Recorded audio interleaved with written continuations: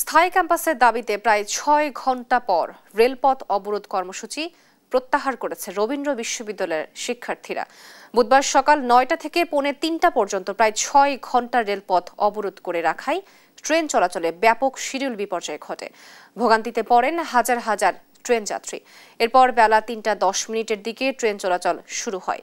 আগামী বৃহস্পতিবার বেলা ১১টা থেকে উত্তরবঙ্গ ব্লকেট কর্মসূচি ঘোষণা করে শিক্ষার্থীরা। জানান, দাবি মানা না হলে শেষ পর্যন্ত তাদের আন্দোলন চলবে। আর উল্লাপাড়া রেলওয়ে স্টেশনের স্টেশন মাস্টার জানান, অবরোধের কারণে ৫টি ট্রেন বিভিন্ন স্টেশনে আটকে ছিল।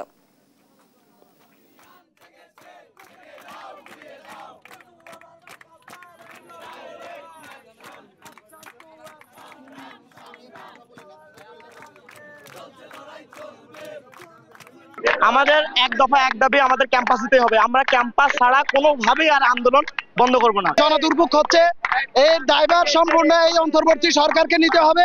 কর্মসূচি স্থগিত করার তো প্রশ্নই ওঠে না। আর আমাদের যেটা দাবি, সেটা আমাদের স্থায়ী ক্যাম্পাসের জন্য বরাদ্দ চাই, যেটা ডিপিপি আটকায় দিয়েছে। এটা ডিপিপি দ্রুত অনুমোদন চাই।